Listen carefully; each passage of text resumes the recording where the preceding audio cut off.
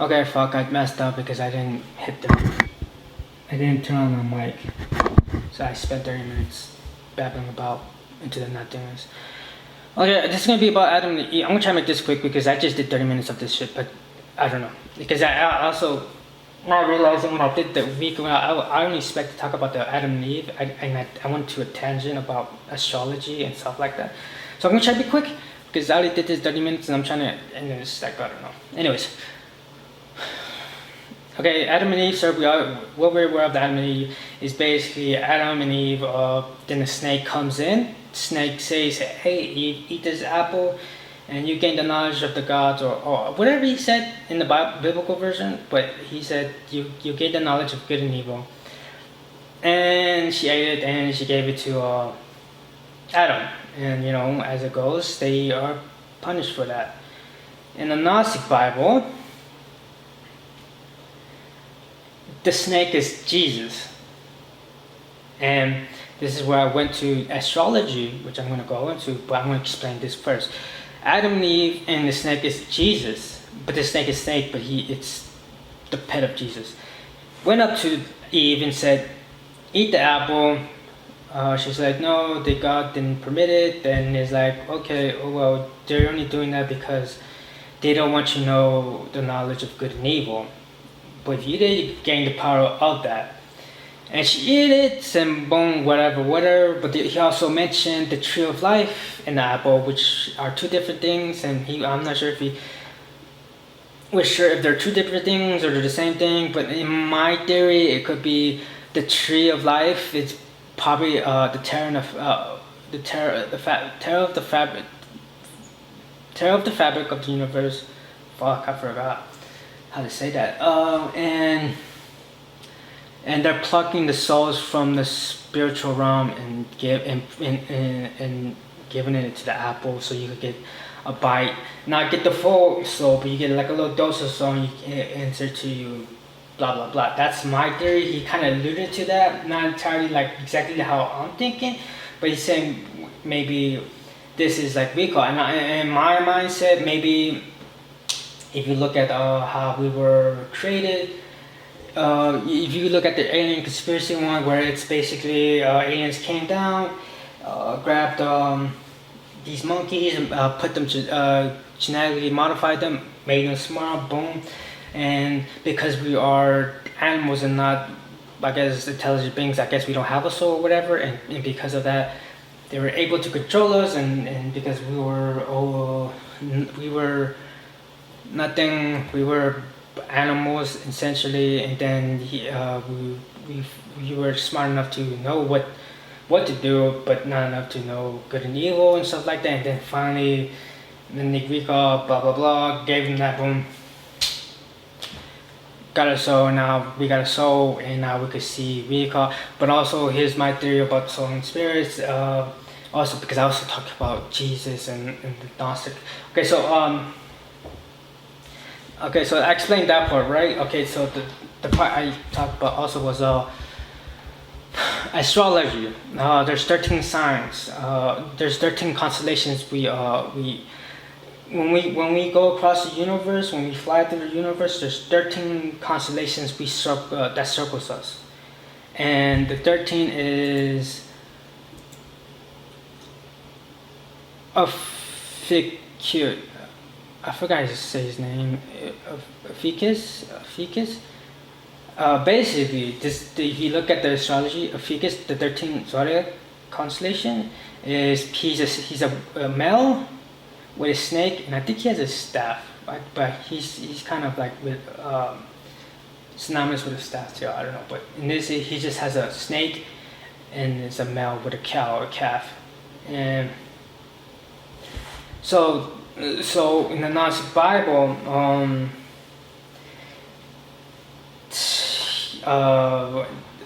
the thing is, Jesus was on the outskirts of the garden, and a snake was with him and a staff, and so the thing is, so when they caught, I guess I don't know who caught him in the bushes of the edges of the garden, but the time he got caught was the time Adam and Eve ate the apple, and so Jesus sent the snake to talk to Eve and tell her to eat the apple so she could gain the knowledge of the gods and know the good and right. And I think in my sense that could be the soul and the spirits, and also go in that direction, because if you talk about the Gnostic Bible, it's totally different from the Bible, because when the disciples ate and Jesus saw them, they were praying to the God, saying, being thankful for the meal that were provided, and he laughed at them because he says you're praying to the wrong God. And I don't know who exactly it was, but I think the one who gave up Jesus to the cross, that guy, he looked at him. He looked at him as, I think it's Paul. I'm not sure, but he said, "You know what I mean. These people are praying to the wrong God, but you know what I mean." And I don't know if he took them to a spiritual realm or trying to paint an image in his mind, but he basically had Paul or whoever it was and saying, okay, there's two directions. I'm going this direction, and the reason why you can't go in the direction because you don't have a soul. You could go this direction, but and my theory is we might have spirits, but not the soul. The soul might be, and the soul is because if you the demigod. So there's like, okay, so I'm going to explain it. So he said you have a spirit, you don't have a soul, and that spirit could be the mother god, which if you look at it, the main god was the main god, then he decided to split.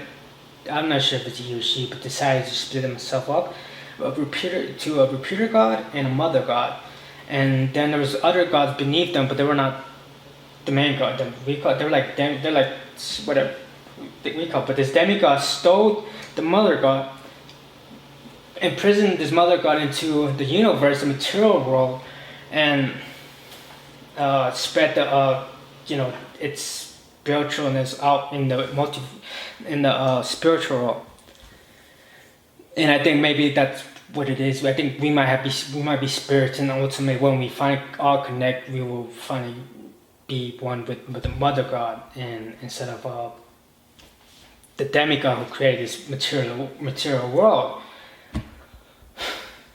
So when he said that, he said these people were praying to that God, not the real God, which is the one who created the repeater God and the mother God.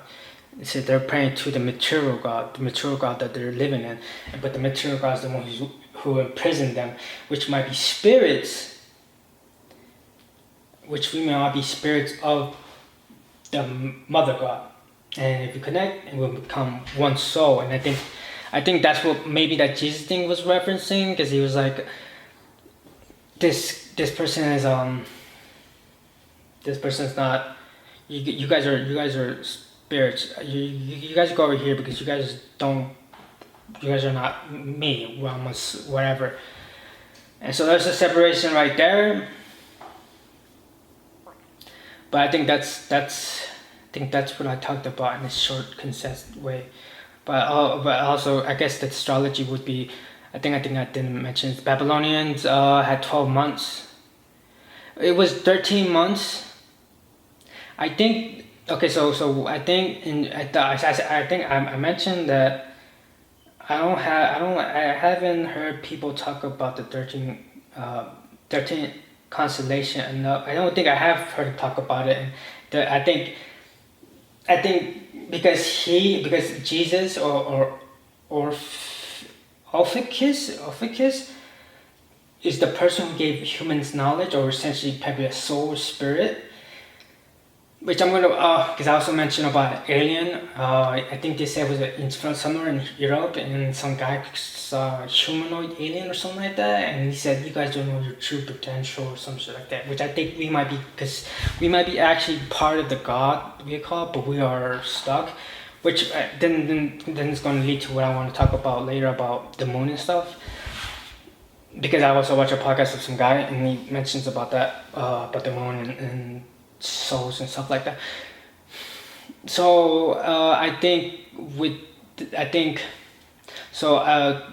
Babylonians, well, it was the calendar was 13, but the Babylonians cut down to 12 because they said they wanted their month short, or because they liked the number. But I think in reality, I think it's more or less to hide the fact I think because of Jesus or Orpheus gave humankind knowledge of good and evil, or in my case, I think the soul or spirit. Now they're like, we want to erase you from history. So even though the thing, I guess the information was the reason Babylonians went to 12 instead of 13 is because they like the number or whatever. I think in reality it might have been they want to erase this person from history because of what they did. Positive on our side, but negative on we call, because I think the Babylonians were so wanting to be where the gods are at that ultimately that was their demise or something like that. I think that's how the story goes. I'm not sure because I'm not literate in that, but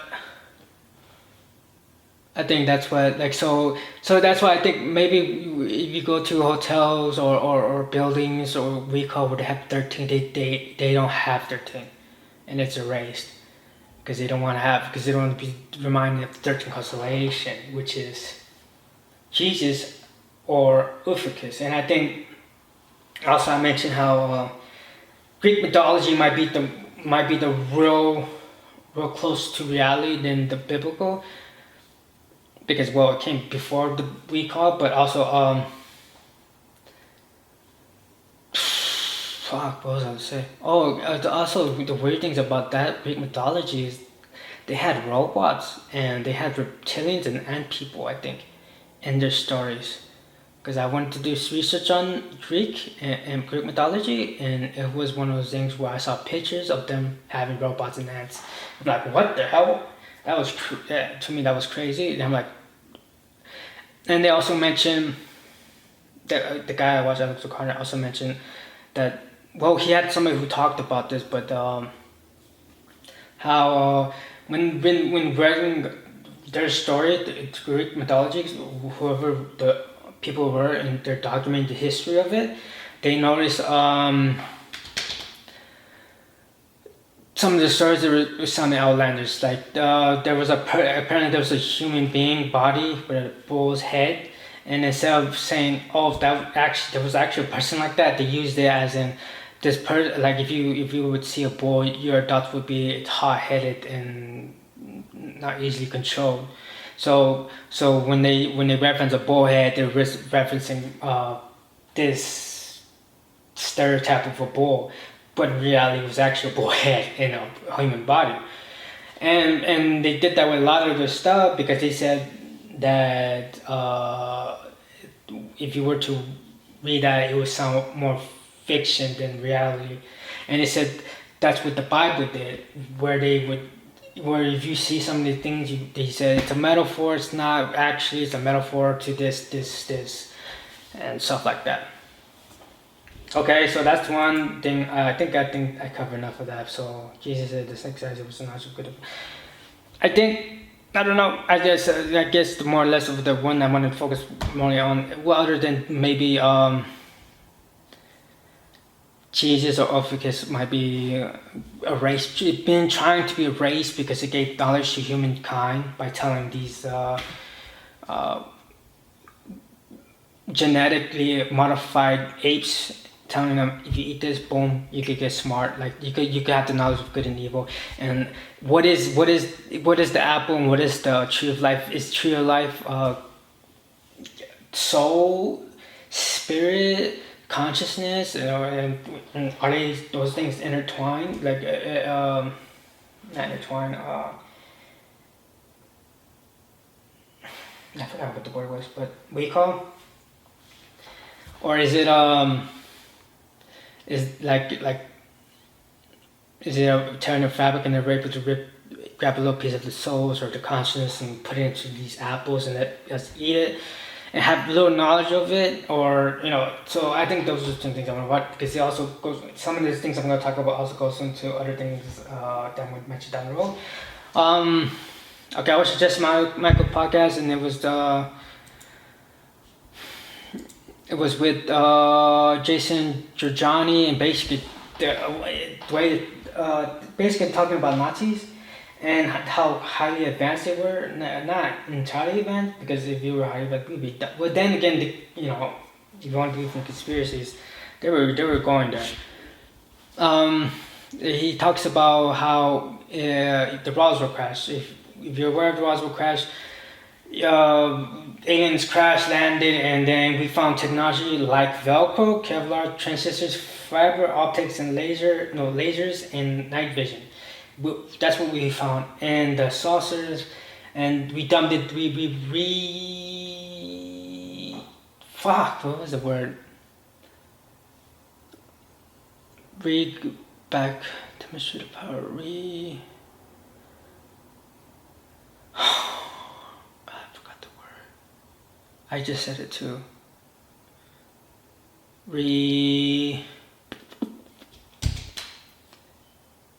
Backwards it into our versions. So whatever Velcro, Kevlar, transistors, fiber optic, lasers, and night vision was inside the crash landing of the alien spaceship, we dumbed it down to our level so we could be able to use it, and with our knowledge of our science and stuff like that.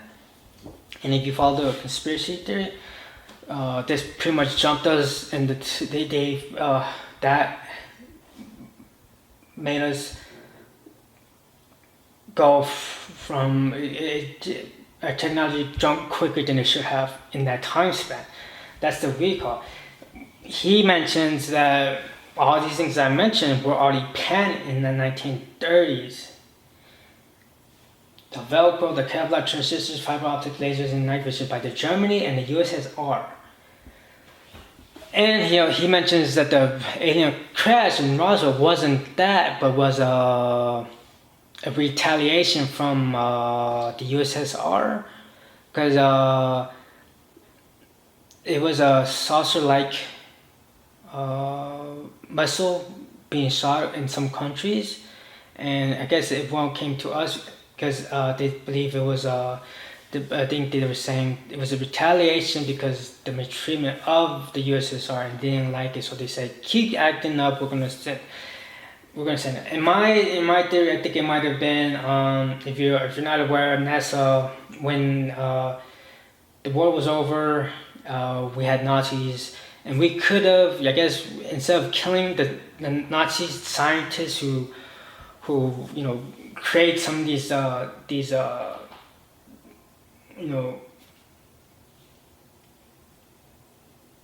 created some of these weapons and devices to kill kids and the people and recall, they made them go to I think they made NASA or made them be the leaders of NASA, and essentially Nazis are the ones who helped us go to the moon because of Nazis.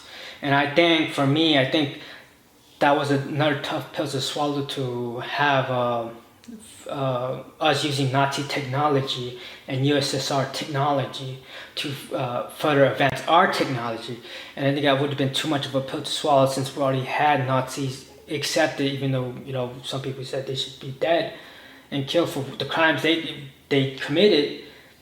And I think they were saying instead of that, just instead of taking it outright from them and telling, hey, we got this technology, we're gonna use it and stuff like that, we're gonna say it's an alien crash, and then we're gonna use the technology from aliens from outer space and stuff like that, and not this. What his was is USSR feeling out of retaliation, tossing planes and stuff like that toward the USS, such like UFO at the US to tell them to chill out, or they're gonna send more.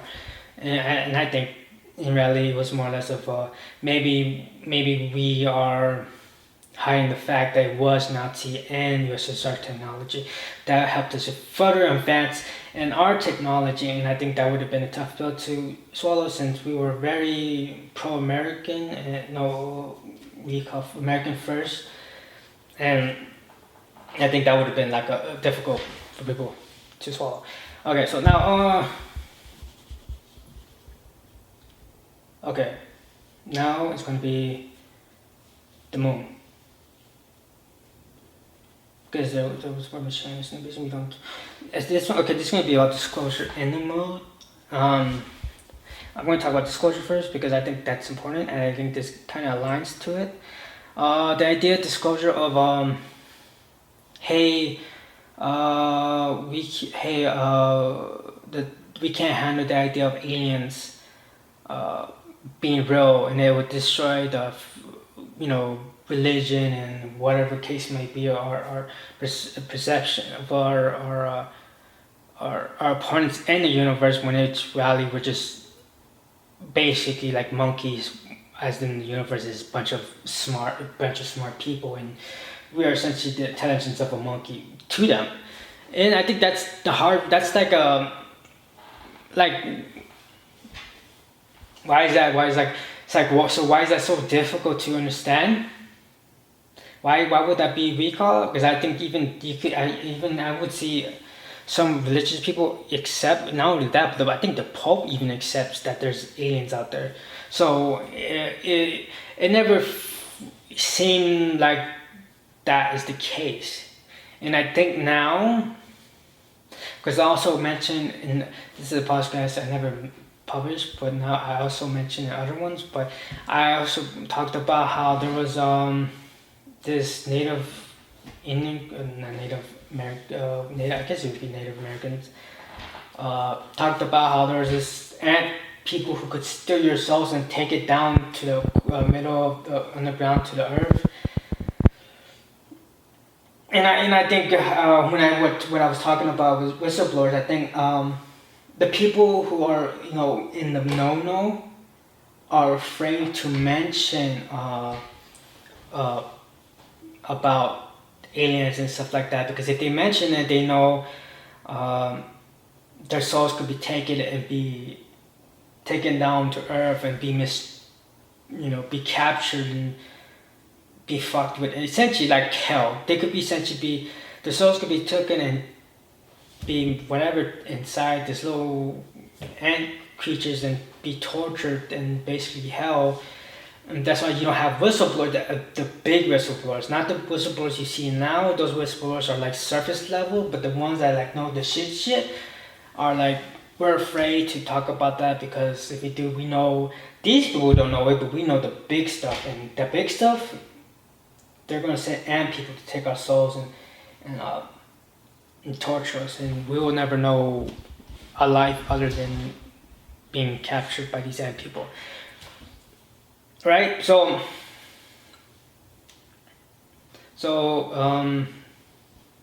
I think that's why the reason for disclosure, that's what was an idea I had. But this guy, I think so. That's why I think disclosure is hard, in the sense that, because I think that's why I was like, one of the reasons why. But this guy brought the moon, and he brought up like the moon being he says maybe the reason for talking about our souls are being used to. He talked about the moon and how our souls are being used for energy to keep us on Earth. And if you know about the moon, they say it could be hollowed or like some metal thing, because when we drop something, it sounds like a bell, like ping, and stuff like that. And he talks about maybe a highly intelligent life is doing that, where they're using, well, when we die, instead of floating out in space, our souls are going to the moon and circling back to Earth. So we're constantly going through this cycle, and it's using us as energy. And I think maybe that's the reason disclosure it's difficult, because I think if you think about that, instead of being like, oh, we're part of this massive thing of aliens, and we're just one part of them. But if it's saying, oh, we are that, but we are used as energy and nothing more, I think that's more difficult to know, that we're basically slaves to these alien race who's keeping us from expanding out from our from our Earth and having different experience, maybe in alien life, a high attention alien life, or being or even the godly thing, where you're like, okay, we're gonna finally leave this material world and try to find the mother god and connect and finally build out the full mother, finally connect all of us together to make the full mother god. But I think that's like crazy. it was to be announced we will be in trouble with this.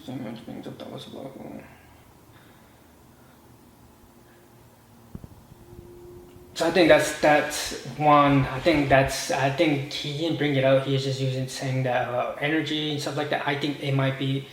I think that's why we're not disclosing is because of that. I think that's more harsher reality, harsher pill to swallow than it just being, oh, we're part of this grander plan of the world, of the universe, which is we're part of one of many highly intelligent beings and stuff like that. Whereas now it's like we are, but we're trapped in this loop, and we're essentially being used as like fucking essentially be using as energy, like an energy source. Which, if you Jesus, if you look at the Matrix, the movie, essentially that's what it is. They're keeping humans alive to do that, and could that be?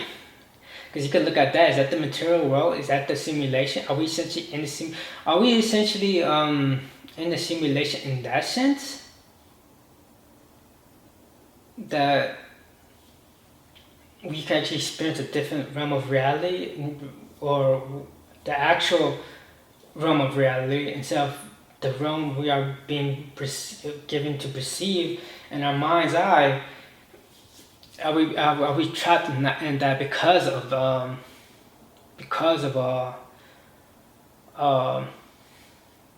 they're using our body, they're using us as energies. So instead of us living this life as a regular recall, they're just giving us like, oh, hey, look, you can have this, you can have that, and stuff like that. And so you're circling, you're constantly living through this loop, and then you're like, you only know that. And then he also talked about how we could escape this, but it's very difficult. You have to be one with, you have to be closer. He mentions that Buddhism might be closer to that, to where we could escape that because of what they're trying to, what they're about, which is trying to leave, we call the body, and to go to nirvana and stuff like that. So that's like, that's one of the things I'm like, maybe that's why disclosure is not happening. This disclosure might be darker than we are part of a vast network of highly intelligent beings, and it's no more or less of like, no, we are, but our souls are being trapped because they need energy, and for what reason, don't know, but they need energy, and the moon is what's doing that, with capturing the souls and sending it back in this constant loop. Okay, now I'm gonna go to psychology. I'm gonna pause it, and then I'm gonna come back. Okay, psychology. I was watching a Lex Fridman podcast, and he had this lady. I like psychology because I mean the Alex O'Connor guy. He talks about psychology and moral and ethics, and that I think that's where he's mostly on about in religion. The Lex Fridman has a bunch of stuff, like a bunch of from recall, and this one's about murderers and serial killers. But also, I think the reason why I want to talk about this one because I also brought up a point about monogamy, which talks about, which I have a thing about because of Jesus too. It always comes back to Jesus. It always comes back to Jesus. I'm trying to find her name. Julie Shaw, she talks about recall. Okay, and okay, the one thing she didn't talk about this. This is the one I want to mention because it kind of goes in the topic of male and female. Because the one I want to talk about is monogamy, so it kind of goes into that. No, it doesn't really go into that, but it's more or less about, because it also goes about murder, because what she talks about is murder, serial killers, and stuff like that. And I guess I want to mention this because it kind of tells the difference between men and women. I don't know exactly the recall, the hormones or the whatever inside of us that makes us different, but the frontal lobe, I think So it's gonna be vice versa. So you understand it's gonna either be the other way or the other way around. The front lobe.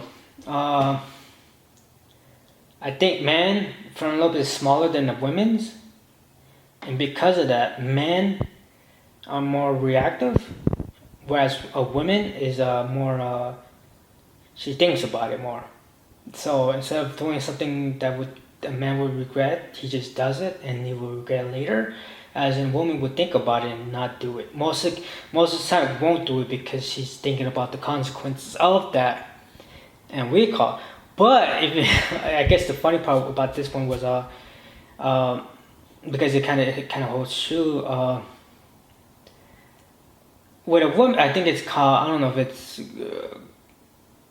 conatonin or something like some hormone or whatever. We have less of that, and women have more of that. So with us, we're easy to let things go. We're more unlikely to hold grudges. Unlike a woman, she will hold those things more likely and hold it. So if you do a woman wrong, she's gonna hold that against you and maybe even hold a grudge against you. As a man, it's more or less likely he will hold it against you and not hold a grudge. So I thought that was cool.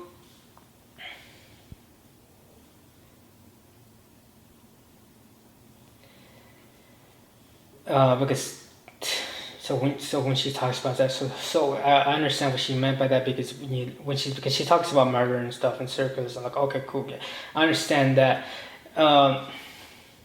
Also, they mentioned something. It's like, also it's good to now this is what she was talking about.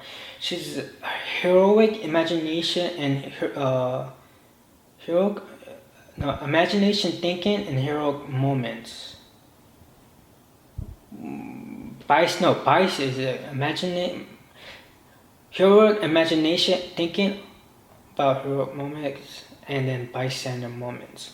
So it's the thing she said. There's the bystander moment where something bad happens, everybody stands and watches, and nobody does it, and it's because the reason why nobody does it because nobody has stepped in to stop it, and because of that,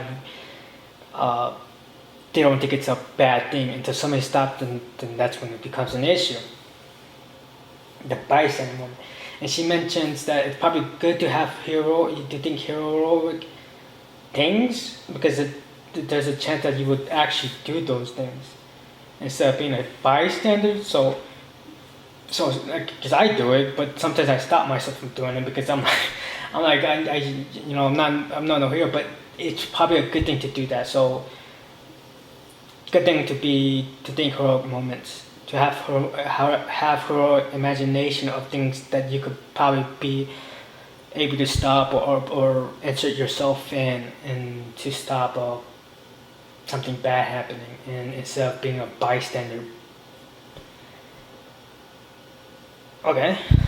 And also this, she said 70% of men think about murder, 50% of women think about murder. I think that's true, very true. And she also mentions monogamous relationships might not be ideal. And because she said usually people don't act accordingly.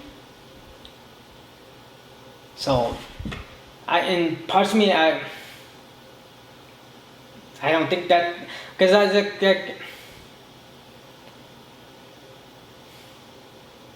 because it's like I think, because I don't know, I recall whatever, because I think the problem I have with that, because I think the problem with psychology is with me is you learn things, and I think I never been in a relationship, so but at the same time, like she also meant jealousy.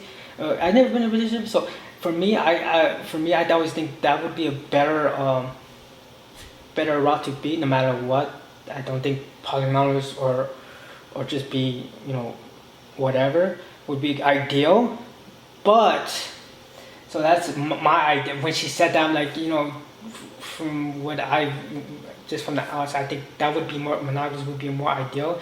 But when she said that, and she said it might not be ideal because we don't act accordingly, I remember I don't know where I saw this from, but they talked about Jesus, and he was a dog. He would pound chicks out, and because he was just he was just going, he was just grabbing dudes' chicks and just bumping them, and and they said because of that, I guess that's where the jealousy comes. Why I want to mention jealousy.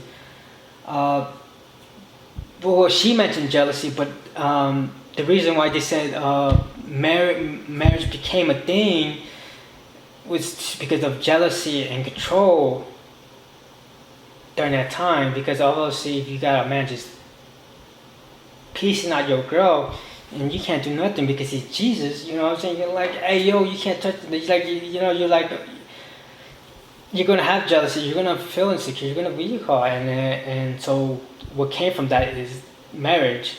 And I guess that was one of those buffers where Jesus, like, I guess, I guess it can't bang your chick out. And but like also Jesus apparently Jesus helped with women. Jesus taught women how to do makeup. I guess makeup wasn't a thing until Jesus brought it up. So that's like one of those things where like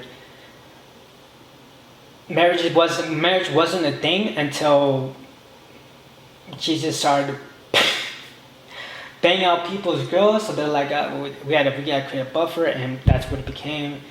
And that's why marriage became a thing out of insecurity and jealousy, because just getting banged out, and there was no there was no controlling that. And I think, and that bothers me when she says that, because it's like with psychology, it's like is she because not only that, you can also go back to evolution. And if we're primates, if you look at the primates now, they're not monogamous. They're constantly jumping around with different monkeys and doing their thing with different monkeys. So they're not monogamous. And if that's the case, if we're the offsprings of those monkeys, we were probably that until we became recalled. And as evolution goes and things I just mentioned, now we became like, okay, we probably were never built to be monogamous,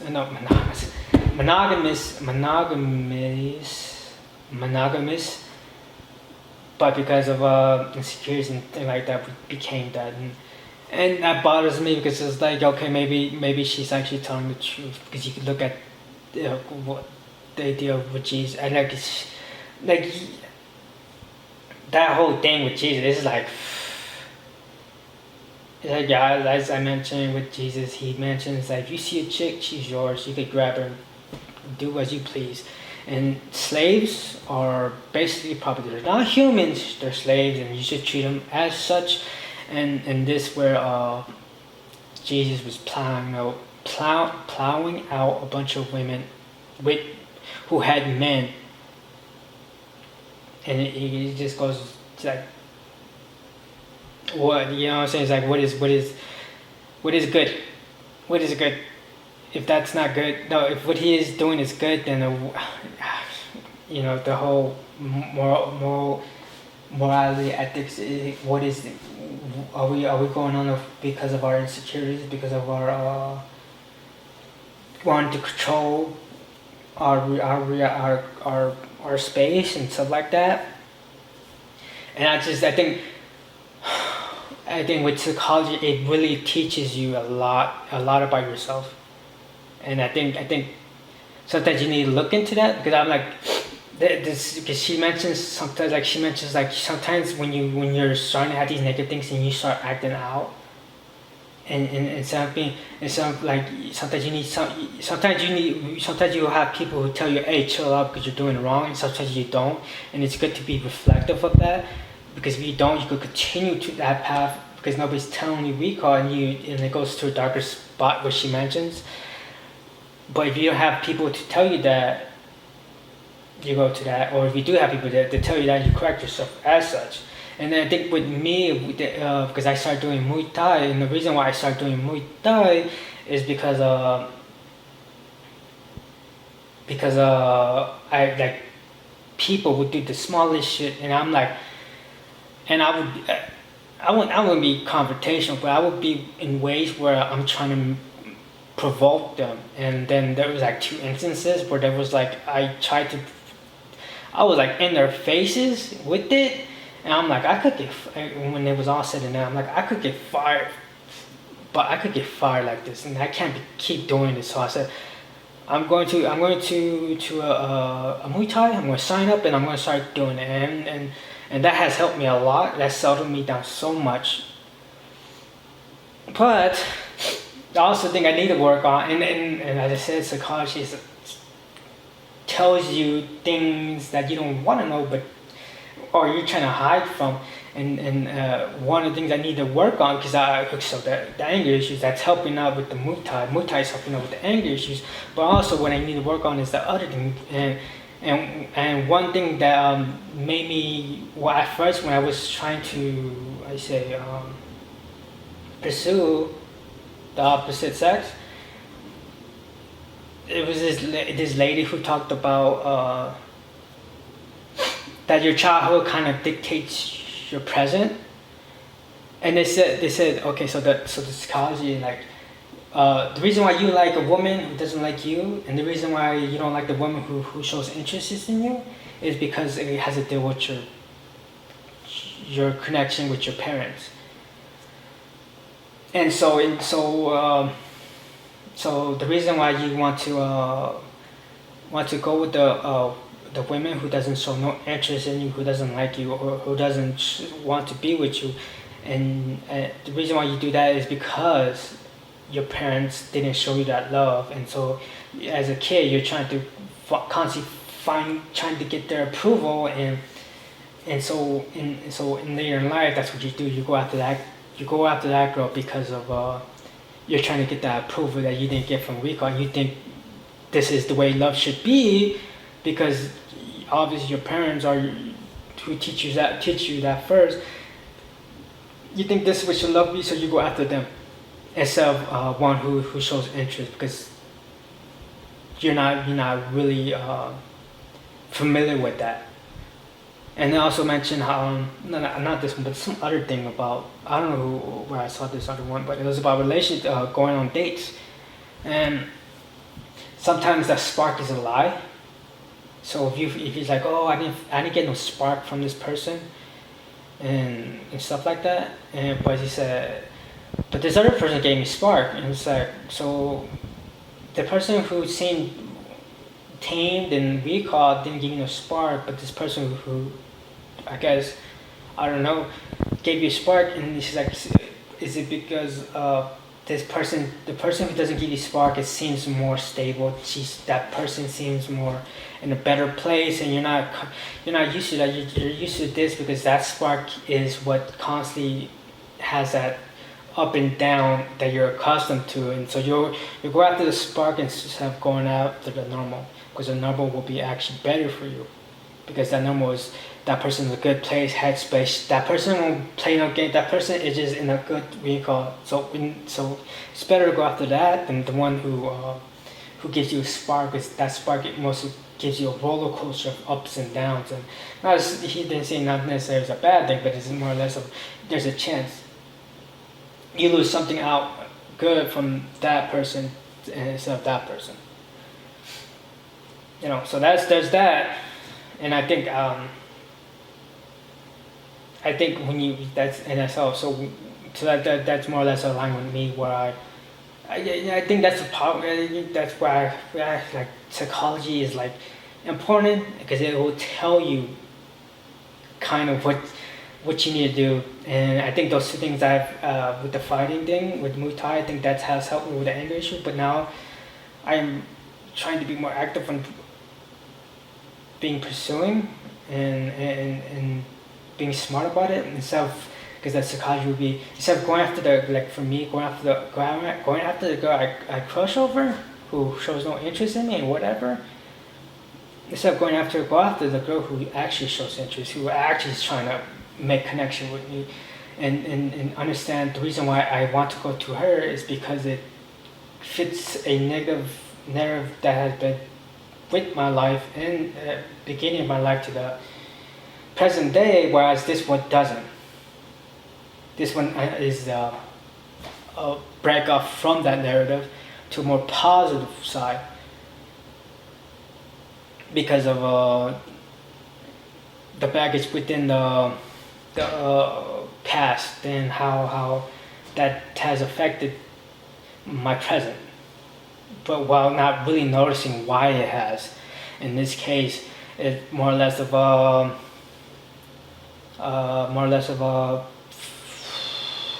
was it not getting the love from from my parents, and seeing but because they are the ones who show you love first, and instead of getting that in a correct way, instead of like where it was like, oh, you did the way whatever how mine was with my parents, it not manifested, but it continued on into why I chase over girls who don't show no interest, and it's because of more or less of a that's what I'm familiar with, and then that's in the other part where there seems like there'd be interested.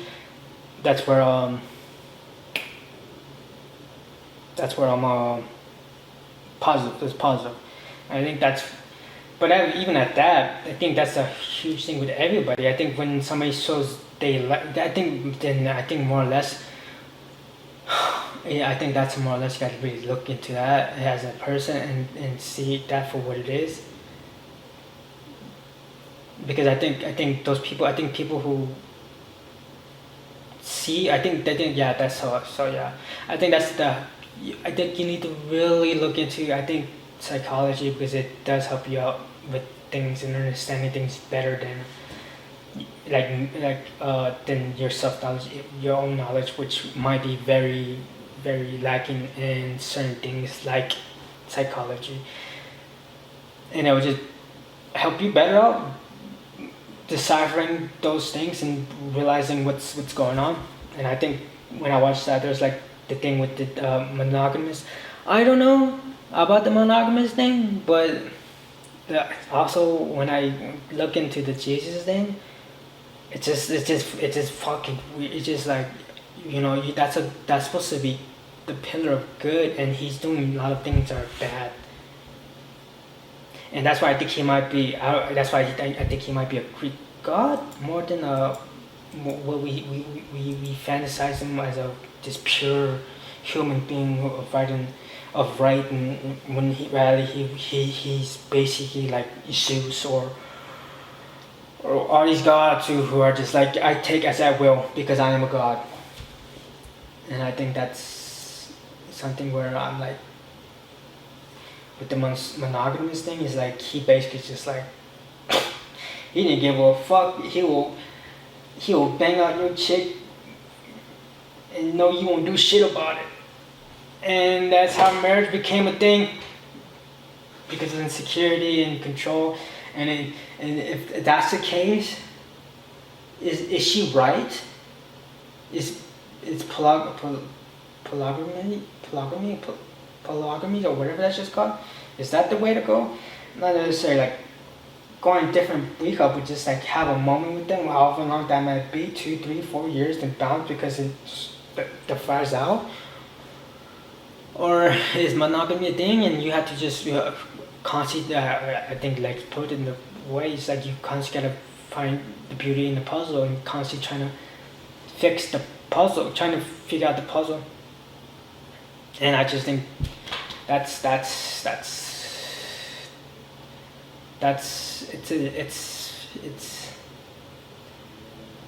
when you look at psychology, it does fuck with you, because it just puts things in different perspective. It's like, okay, so just say if I finally get a girlfriend and then I like her for a year or two, and then I'm like, maybe there's a puzzle I need to fix, and then I fix the puzzle, but was it really a puzzle I need to fix, or was it a puzzle I need to bounce out from her because that puzzle already ran its course? Because at some point people fall out of love, right? And I think that's, is it detrimental to keep continuing to fix this puzzle. No matter how much you think it's gonna fix, because at the end, as I said, people change, and it's best to fall away and understand that and be calm and be okay with that.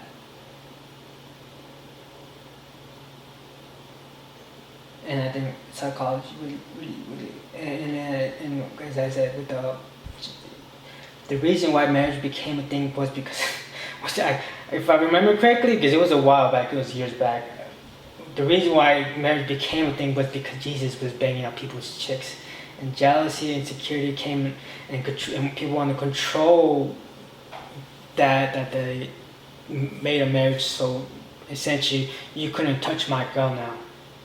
So, you know what I'm saying? How in ways is that good? Is that good to form a marriage because so you could control a situation when in reality we could blame Jesus for banging out these chicks, but then again you could look at the thing I mentioned about Jesus saying so I don't know wherever you want to put, however you want to put that. But in reality, is it all on Jesus when the chick's like, hey, that's Jesus. I gotta try it, right? So you know what I'm saying? So it's like at that point, has it ran its course? Has that relationship ran its course, and do you bounce out? And when you realize what the whole marriages thing is to try to constantly work out the problem and stuff like that, is that bad? Is that bad to constantly work out the problem and now you should jump ship and go as you please and find another lover and spend your time there for a minute until that's done, or until you finally die and stuff like that. But it's like, what is that? So I think that's just psychology is a thing that just is a mind fuck. And then it's just things and like I don't know. So that's what's going to be. That's why this was done, and that's why this was going to be called a cluster, because it's going to have several dots, but also things that connect to each other. And how much Jesus was, how much people are portraying Jesus to be this little saint when he was a little slut, and other things.